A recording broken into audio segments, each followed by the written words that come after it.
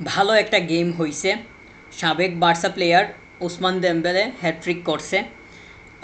দেমবেলের কাছ থেকে 3টা গোল হয়তো প্রত্যাশিত ছিল না, কিন্তু যেইভাবে শ্যুটগুলা করছে একটাও টাচও করতে পারে নাই। ভালো গেম হইছে। ফ্রান্স একদম তাদের স্ট্রং 11 নিয়েই নামছিল। তারা ম্যাচটা উইন করবে বা করতেই হবে, এই যে মেন্টালিটি আছে সেইটা মাঠের মধ্যে নিয়েই আসছিল। শেরকি এবং বারহোলা তাদের দুইটাকে বেঞ্চে রাখছে। Desire Doue, Michael Olise, Kylian Mbappe এবং ওসমান দেমবেলে, তারা তিন চারটাই একদম অফেন্সিভ লাইনে স্টার্ট করছিল।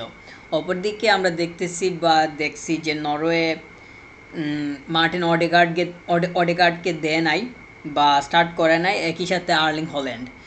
তো যদি দিত তাহলে খেলাটা হাড্ডাহাড্ডি হইতো আরও। আর পেনাল্টি মিস করার কারণে একটা রিদম নষ্ট করে ফেলে নরওয়ে।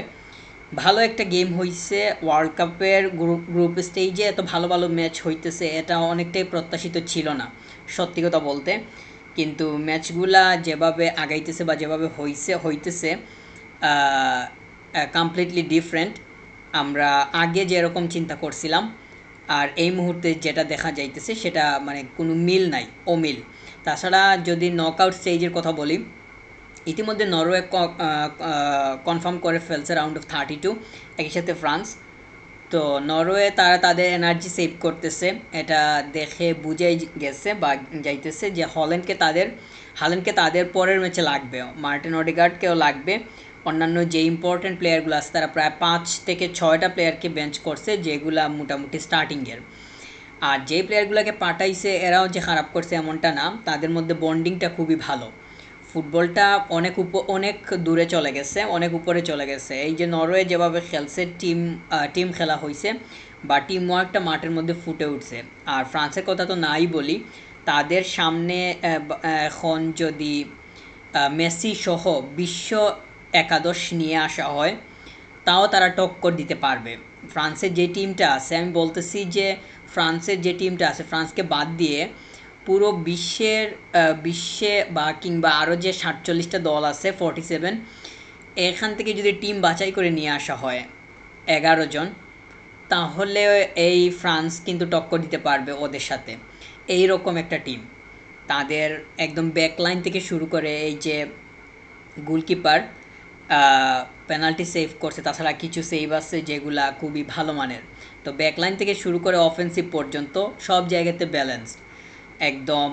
আমরা দেখতেছি যে পরিষ্কার ব্যাকসাইডের সাথে সামনের যে কানেকশন একদম, একটা মানে ওয়ার্ল্ড কাপ কন্টেন্ডার যাকে বলতে মানে কোনো দ্বিধা নাই, এরকম হইতেছে ফ্রান্স।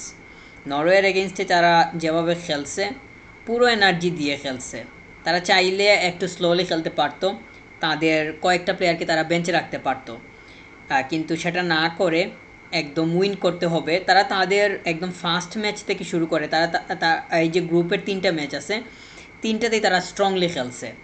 কোনো রিদম নষ্ট করা কিংবা লুজ করা এরকম কোনো কিছু হয় নাই। এই যে নরওয়ের সাথে খেলছে, নরওয়েকে যদি উদাহরণ হিসাবে নিয়ে আসি, যেমন তারা হাল্যান্ডকে মানে বেঞ্চে রাখছে, অডেগার্ডকে বেঞ্চে রাখছে, এই দুইটা প্লেয়ারকে তারা দিতে পারতো, কিন্তু দেয় নাই। অপরদিকে ফ্রান্স আমরা দেখতেছি যে একদম কিলিয়ান এমবাপে থেকে শুরু করে মানে উসমান দেমবেলে সবাইকে খেলাইতেছে।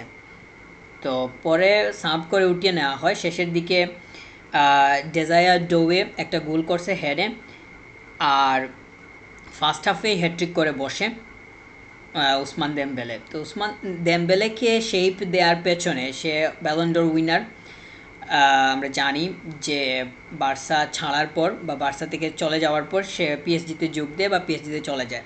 ওইখানে যাওয়ার পর তার যে পরিবর্তন সেটা একদম পরিষ্কারভাবেই দেখা যাইতেছে, সে তার রিদমটা খুব ভালোভাবে মেনটেন করতেছে, ধরে রাখতেছে। উসমান দেমবেলেকে নিয়ে একটু বেশি বললে আরও বলতে হয়, সে কিন্তু ইনজুরি প্রবণ। বার্সাতে যখন ছিল তখন আমরা দেখতাম যে অনেক লম্বা সময় ধরেই বাইরে থাকতেছে, হসপিটালে থাকা লাগতেছে। তার মাঠ থেকে হাসপাতালের সাথে বেশি পরিমাণ সম্পর্ক গড়ে উঠছিল। তো এটা আমরা দেখছি, কিন্তু ওইটাকে কাটিয়ে সে যেভাবে ব্যাক করছে এটা অ্যাপ্রিসিয়েট করতে হয়। একটা প্লেয়ার যখন ইনজুরি প্রবণ হয়ে যায়, ইনজুরি থেকে ফিরে এসে যখন নিজের অবস্থানটা পরিষ্কারভাবে তুলে ধরে, তখন আসলে অ্যাপ্রিসিয়েট করা ছাড়া অন্য কোনো উপায় থাকে না। ওসমান দেমবেলেকে নিয়ে নেগেটিভ ওয়ার্ড, এটা তো বলার কোনো প্রশ্নই আসে না। আবার আমি এটা তো বললাম, আবারও বলতেছি, বর্তমান যে ওসমান দেমবেলে, এই ওসমান দেমবেলে হয়ে ওঠার পেছনে বার্সার কিন্তু অবদান অবশ্যই আছে। আমি বললাম তো শেপ দিছে। সে যখন ব্যালন ড'র উইন করছে তখন তো কথা বলছিলাম, ওই সময় বলছিলাম, এখনও বলতে হয়। তার যে ধারাটা, উন্নতি করার যে ধারাটা, সেটা বার্সা থেকেই মূলত শুরু। যদিও আমরা দেখছি যে তার পারফর্ম অনেকটাই ফ্লাকচুয়েট করছে বার্সাতে। আমি বলবো না যে সে সবসময় টপ খেলছে আবার সবসময় বটমে খেলছে, এরকমটা না। একটা মানে অ্যাভারেজ অবস্থায় ছিল, ফ্লাকচুয়েশনটা ছিল। ওয়েফা চ্যাম্পিয়ন্স লিগেও আমরা দেখছি। আমার ক্লিয়ারলি মনে আছে লিভারপুলের সাথে ম্যাচে হোম গেমে একটা বল পাইছিল সে বক্সের মধ্যে, ওইটা কিন্তু গোল করতে পারে নাই। যদি পারতো তাহলে অ্যাওয়ে গেম যেটা আছে ওইখানে গিয়ে হিসাবটা ভিন্ন রকম হইতে পারতো। এনিওয়ে ওইটা কিন্তু ক্লিয়ারলি এখনও মনে আছে। তো দেমবেলে এর উন্নতি কিংবা তার যে ডেভেলপমেন্ট, সেটা মূলত বার্সার সময় থেকেই তার শুরু।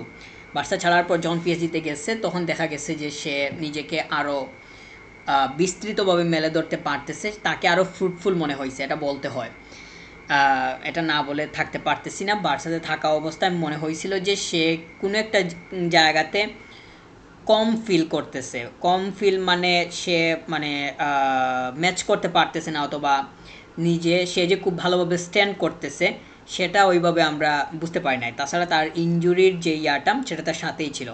এখন যে সে যেভাবে ফিরে আসছে, যেভাবে মাঠের মধ্যে থাকতেছে, ওই সময়ের দেমবেলে আর এখনকার এটা কিন্তু কোনোভাবে মিল করা যাবে না।